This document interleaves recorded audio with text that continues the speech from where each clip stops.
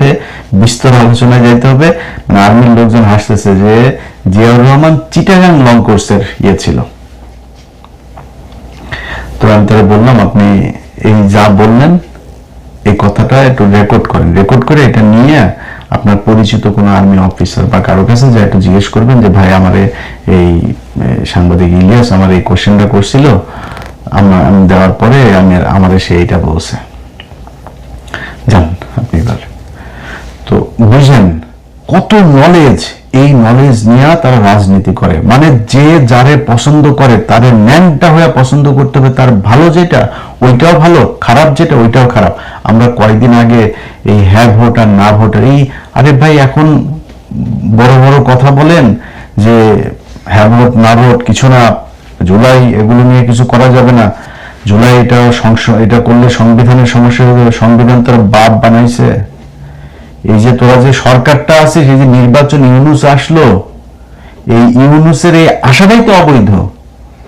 5 তারিখের পর থেকে তুই যদি নাকি সংবিধান মানতে চাস, তাহলে 5 তারিখের 2024 সালের 5 আগস্ট থেকে আজকে পর্যন্ত পুরো সময়টাই অবৈধ। এই সংবিধানের কিছুই মানা যাবে না। এটা এইভাবে যদি করা যায় তাহলে করবো। ওনারা একটু মানবে আর একটু মানবে, সেই সাকা চৌধুরীর মতো সোনাটা লাল করে দিয়ে ওনারা দেশ চালাইতে চায়।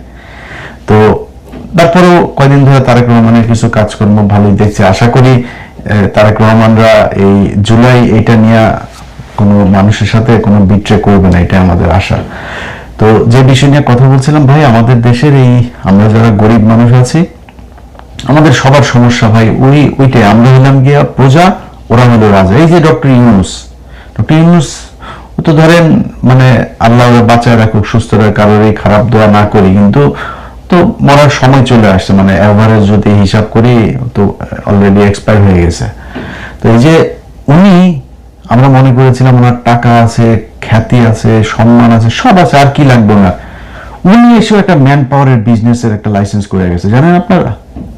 এই ডক্টর ইউনুস একটা ম্যান পাওয়ারের আর অনেক কিছু করছে, জানবেন এগুলো ভবিষ্যতে। এই কাজটা সে করে গেছে। এই নুরা আসছে, বিকাশ নুরা, সেও করে যাবে। ওনার যে এমপি আছে সেও করে যাবে, মানে ফুল মন্ত্রী যিনি আছেন তিনিও হয়তো করে যাবেন। এইভাবেই চলবে।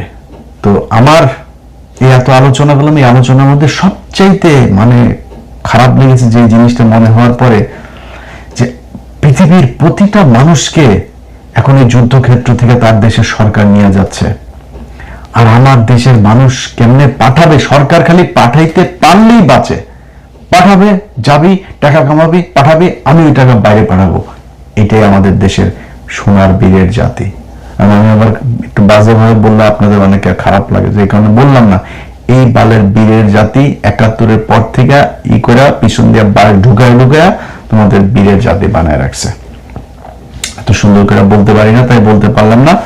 যাই হোক, আশা করি এই দেশের মানুষ অন্তত তারা তাদের নিজের স্বার্থটা বুঝবে, কি করলে তাদের এই অধিকারগুলো তারা ফিরে পাবে, কারা তাদের অধিকার এগুলো ফেরত দেবে, সেটা নিয়ে যুদ্ধ করবে। সেটা নিয়ে তারা তাদের প্রতিটা দেশের আলাদা আলাদা সংগঠন থাকতে পারে, যে আমাদের এই সমস্যা একজন, আপনারা সবাই মিলে হোয়াটসঅ্যাপ গ্রুপ খুলবেন, আপনাদের ফেসবুক পেজ থাকবে, এক এক দেশের আলাদা আলাদা, ওই দেশের সবাই ওখানে সবার সমস্যা ওইখানে জানাবেন।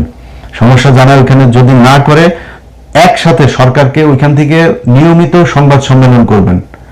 বাট ওই আওয়ামী লীগ বিএনপি দোচায় না, হ্যাঁ, আওয়ামী লীগ বিএনপি না দোচায়, তোমরা কামলা খাটতে গেছো, আমিও কামলা খাটি, এখানে কামলা খাটতে গেছো, কামলা খাটো, ওইখানে ওই জায়গাটায় এক থাকো, এক থেকে একটা গ্রুপ খুলো, একটা অ্যাসোসিয়েশন খুলো, একটা সংগঠন খোলার পরে ওইখান থেকে নিয়মিত সংবাদ সম্মেলন হবে, সরকারকে বিভিন্ন দাবি দেওয়া হবে যে আমার দেশের মানুষের এই সমস্যা হচ্ছে, এই হচ্ছে।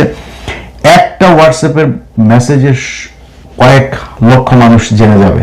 সবাই নিয়ে এইভাবে গ্রুপ করে তারপরে সিটি ওয়াইজ আপনাদের গ্রুপ থাকতে পারে করে। সরকার যদি আপনাদের কথা না শুনে, রেমিটেন্স পাঠাবেন না, বলবেন এত মাস আমরা রেমিটেন্স পাঠাবো না।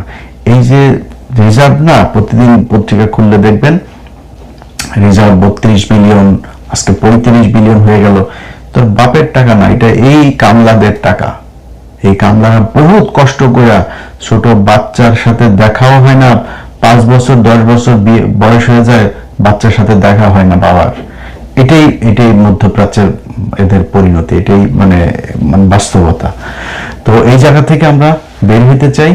যারা আমাদেরকে চাকর বাকর মনে করে তারপরে এই রাজার মতো আমাদের প্রজা বানিয়ে রেখেছেন, তাদের কাছে অনুরোধ থাকবে এই মানুষগুলোর নিয়ে একটু চিন্তা করেন, এবং এইসব সময়ে কিভাবে কি করা যায়। সরকারের যদি ভর্তুকিও দিতে হয়, তাদের পাসপোর্ট থেকে শুরু করে ভিসা পাওয়া, ওই দেশে পাঠানো, ওই দেশের কাজটা ঠিক মতো পাইলো কিনা, আরেক চুরি হয় হইলে গিয়ে সবচাইতে এই যুব ক্রীড়া মন্ত্রণালয়ের অধীনে আপনার এই যে ট্রেনিং গুলো করানো হয়, এই ট্রেনিং এখানে যদি ভালোভাবে ট্রেনিং সেন্টার গুলো খুলে যদি নাকি তাদেরকে ট্রেন আপ করায় তারপর পাঠানো যাইতো, যে যাচ্ছে তারও লাভ হতো, আমাদেরও লাভ হতো।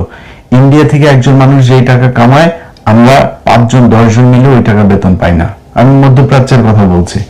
তো এটা ঠিক করা যাইতো যদি আমরা ট্রেন আপ করায় মানুষকে পাঠাইতে পারতাম। ওই ট্রেনিংও দুর্নীতি, পাসপোর্টে দুর্নীতি, ওর ভিসায় দুর্নীতি, ওইখানে কাজ যেটাতে নেয় সেটা আরেক কাজে নিয়ে যায়। সব দিক থেকে এই মন্ত্রণালয়ের কোনো দায়িত্ব পালন করে না। ওইখানে যে এমবেসি আছে তারাও করে না, ওইখানে এমবেসি কিন্তু কুকুরের মতো ব্যবহার করে। এইভাবেই চলছে। তো সরকারের কাছে অনুরোধ থাকবে, তারেক রহমান, আমি এতক্ষণ যা বললাম কিছু কিন্তু তারেক রহমানের বিরুদ্ধে না, উনি মাত্র এসছেন আমার কাছে, আমাদের দেখার আছে, দেখি 4 মাস 1 বছর দেখি উনি কি করেন। তো তারেক রহমান, আপনার কাছে অনুরোধ থাকবে যে এই মন্ত্রণালয়টারে একটু ঠিক করেন। যদি ঠিক করেন, আপনারা যদি নাকি মানুষকে পাসপোর্ট করানো, ভিসা পাওয়ানো, এগুলো যদি মন্ত্রণালয় থেকে সঠিকভাবে করাইতে পারেন, তাহলে আমার মনে হবে। আমি গতকালকে একটা বক্তব্য শুনলাম, ওই যে হুমায়ুন কবির ভাই, উনি সম্ভবত এই বিষয়ক বোধহয় উপদেষ্টা হয়েছেন, প্রতিমন্ত্রী পদমর্যাদায়, না পররাষ্ট্র মন্ত্রণালয়ের বোধহয়।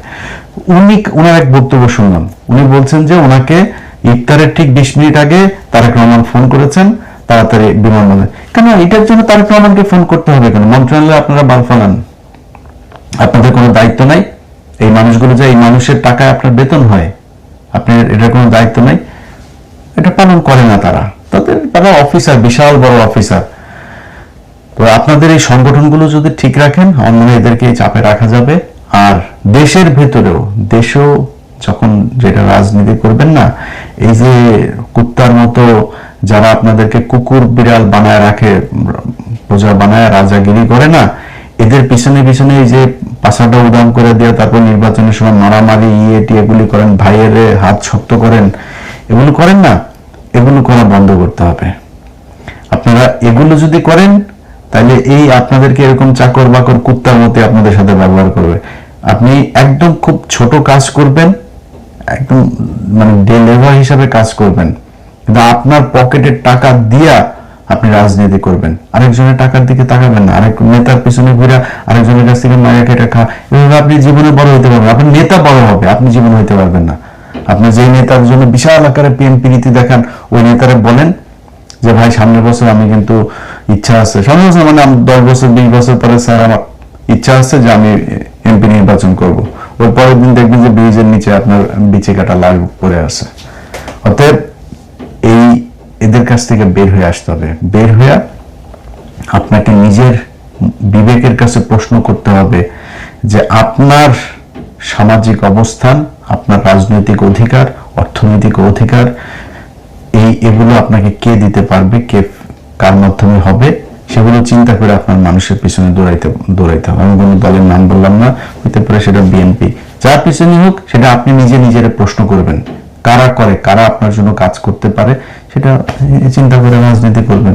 সব ক্ষেত্রে, একটা ক্ষেত্রে না, প্রতিটা জায়গায়। আপনি সেনাবাহিনীর ওইখানে যদি যান, সেনাবাহিনীর সৈনিকরা সারাদিন কষ্ট করে, সারা বছর তারা তারা আমাদের সেনাবাহিনীর অফিসার দেন, শুধু সব পেট মোটা হয়ে গেছে, সব সারাদের পেট মোটা, ওই এদের মতো আপনার পুলিশের মতো অবস্থা হয়ে গেছে।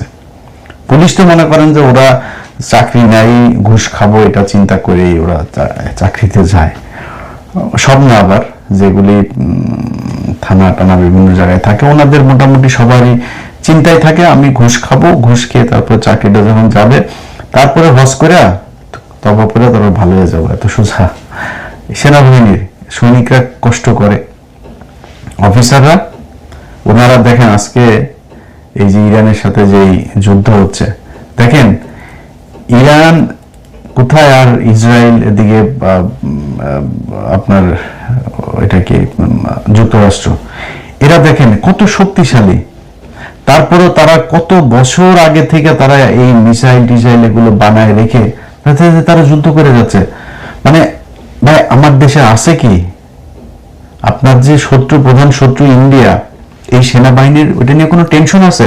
ওনারা সিমেন্টের ব্যবসা করে, বাল্বের ব্যবসা করে, তারপরে সড়কের যা মিস্ত্রিগিরি করে, ওই যে ব্রিজ কালভার্ট এগুলো বানায়, ওনারা আটার ব্যবসা করে, এগুলো ব্যবসা করে। এটা কাজ রে তোর, তোর এটা কাজ। তুই দেশ কেমনে, আমার সামনে কি কি সমস্যা আছে, কি কি বিপদ আসতে পারে, ওই জন্য আমার কি মানুষকে ট্রেন আপ করতে হবে, আমার বাংকার বানাইতে হবে, কি করতে হবে, এগুলো নিয়ে চিন্তা করবি?